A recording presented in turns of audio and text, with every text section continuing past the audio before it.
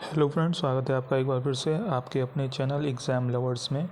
तो फ्रेंड, जैसा कि आपने टाइटल में देख लिया होगा, आज हम बात करने जा रहे हैं यूपी पीसीएस आरओ एआरओ के एग्ज़ाम से संबंधित हिंदी के बारे में। ठीक है, जैसा कि आपको पता होगा, यूपी पीसीएस आरओ के एग्ज़ाम में हिंदी के 60 प्रश्न आते हैं और यह विलोम, पर्यायवाची, अनेकार्थी शब्द, इस तरह से यह 6 टॉपिक में डिवाइड होते हैं। ठीक है, तो आज हम देखने जा रहे हैं कुछ इम्पोर्टेंट विलोम शब्द, क्योंकि आपको मालूम है कि अभी एग्ज़ाम की डेट आई नहीं है। इसका एग्ज़ाम सितंबर या अक्टूबर में होगा, जब तक हम धीरे धीरे बढ़ेंगे अपने लक्ष्य की ओर और हम हिंदी को कंप्लीट करेंगे।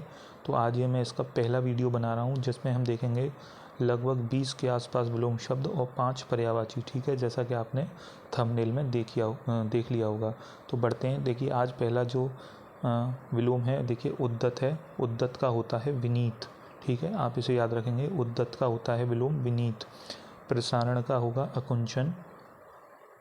कर्कश का होगा मधुर। ठीक है, श्री गणेश का होगा इतिश्री। अर्वाचीन का होगा प्राचीन। ठीक है फ्रेंड्स, तो आप इसको एक बार और रिवाइज कर लीजिए। देखिए, उद्दत का होगा विनीत, प्रसारण का होगा आकुंचन, कर्कश का होगा मधुर, श्री गणेश का होगा इतिश्री, अर्वाचीन का होगा प्राचीन। अगर आप चाहें तो इसको अपनी नोटबुक पर भी नोट कर सकते हैं। आप डेली 20 से 25 विलोम शब्द नोट करते चलेंगे तो आपके पास 500 शब्द के अराउंड अच्छा कलेक्शन होगा, जिसे आप बाद में भी रिवीजन कर सकते हो। ठीक है, देखिए बढ़ते हैं आगे। रिजु का होगा वक्र। देखिए, ये कुछ कठिन शब्द हैं, जैसे श्री गणेश का होगा इतिश्री, रिजु का होगा वक्र। इसको आप जरूर अपनी कॉपी पे नोट डाउन कर लीजिए। रिजु का होगा वक्र, उपकार का होगा अपकार, अनिवार्य का होगा ऐच्छिक, विस्तृत का होगा संक्षिप्त। ठीक है, ऐसे हम आगे बढ़ते हैं। उद्यम का होगा आलस्य, उन्मुख का होगा विमुख, आविर्भाव का होगा तिरोभाव, उन्मूलन का होगा रोपड़, चिरंतन का होगा नश्वर। ठीक है फ्रेंड्स, तो आप इसको एक दिमाग में डाल लीजिए। जो कठिन शब्द हैं, जैसे चिरंतन का नश्वर, उन्मूलन का रोपड़, उद्यम का आलस्य और ऋजु का वक्र, श्री गणेश का इतिश्री, क्योंकि ये कठिन शब्द ही आपको एग्ज़ाम टाइम पर याद नहीं होते हैं। ठीक है, आगे बढ़ते हैं। देखिए, ग्रस्त का होगा मुक्त, ग्रस्त का होगा मुक्त, हास का होगा रुदन, ये भी आप याद कर लीजिए। हास का रुदन होगा। रुग्ण का होगा स्वस्थ, प्रवृत्ति का होगा निवृत्ति, विपत्त का होगा संपद, चपल का होगा गंभीर, संपन्नता का होगा निर्धनता, कौटिल्य का होगा आकौटिल्य या आर्जव। कुछ भी आ सकता है ऑप्शन में, तो आपको आकौटिल्य मिले तो आकौटिल्य या आर्जव मिले तो आर्जव लगा सकते हो।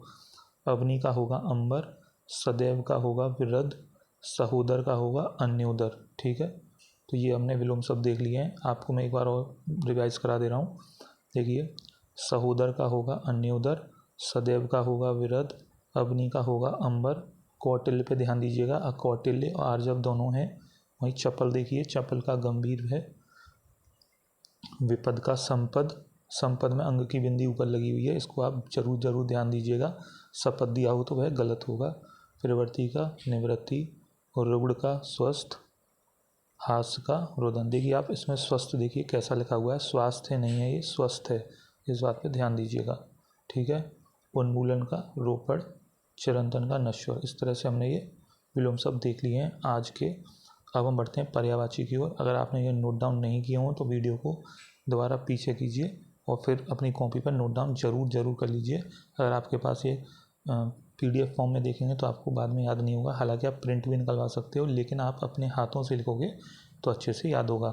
अब आप नेक्स्ट पेज बदल लीजिए। अब हम पर्यायवाची की तरफ बढ़ते हैं। ठीक है, अब पर्यायवाची शब्द की तरफ हम जाते हैं। देखिए, कुछ इंपॉर्टेंट पर्यायवाची हैं, जो 5 पर्यायवाची हैं जो मैंने यहाँ पर लिखे हैं। ठीक है, तो अब हम इनको एक एक करके देख लेते हैं। ठीक है फ्रेंड्स, देखिए, सबसे पहले जो इम्पोर्टेंट पर्यायवाची है वह है अमृत। इस पर सर्किल भी लगा हुआ है, तो आप मेरे साथ याद करते चलेंगे और लिखते भी चलेंगे। अमृत का पर्यायवाची होता है सुधा, अमीय, सोम, पीयूष, अमी, सुरभोग, मधु, जीवनोदक। ठीक है फ्रेंड्स, एक बार और रिपीट करता हूँ मैं। अमृत का पर्यायवाची होंगे सुधा, अमीय, सोम, पीयूष, अमी, सुरभोग, मधु, जीवनोदक। ठीक है, आई होप आपने लिख लिए होंगे। बढ़ते हैं आगे। देखिए, अश्व, अश्व मीन्स होता है घोड़ा। तो यहाँ पर देखिए घोड़ा भी दिया हुआ है और जो पर्यायवाची हैं वो हम नहीं जानते हैं तो उसको हम लिख लेते हैं। जैसे है, बाजी, तुरंग। तरंग नहीं है, अगर यहाँ पर तरंग हो तो उसका मतलब होता है लहर से, यहाँ पर है तुरंग, तो आप इसको ध्यान रखेंगे, यहाँ पर तुरंग दिया हुआ है। घोटक, रवि सेतु, सेंधव। ठीक है, तो आप मैं फिर से रिवीजन करा देता हूँ। है, बाजी, तुरंग, घोटक, घोड़ा, रविसुत, सेंधव। ठीक है, ये अश्व के पर्यायवाची हो गए। अब हम बढ़ते हैं आगे, अब हम बढ़ते हैं आकाश की तरफ। आकाश के पर्यायवाची लगभग हमको मालूम होते हैं, लेकिन इसमें काफ़ी अच्छे पर्यायवाची दिए हुए हैं, जिसको आप अपनी कॉपी पर नोट कर लीजिए। आकाश का मतलब होता है गगन, नभ, अंबर, व्योम, अनंत, अंतरिक्ष, शून्य। देखिए शून्य नहीं मालूम होता है बहुत से लोगों को कि शून्य का पर्यायवाची आकाश भी होता है। ठीक है, वहीं हम बढ़ते हैं आगे। अब्र, यह भी नहीं मालूम होता है। अब्र, पुष्कर भी नहीं मालूम होता है। तारापथ भी नहीं मालूम होता है। नाक, ये बहुत ज़्यादा इंपॉर्टेंट है, आकाश का पर्यायवाची नाक भी होता है। आसमान हमको मालूम ही होता है। फलक भी नहीं मालूम होता है। दिव, खगोल भी हम जानते हैं। दयु। ठीक है, तो इसको इतने सारे पर्यायवाची हैं, करीब 12-13, तो मैं आपको फिर से रिवीजन करा देता हूँ।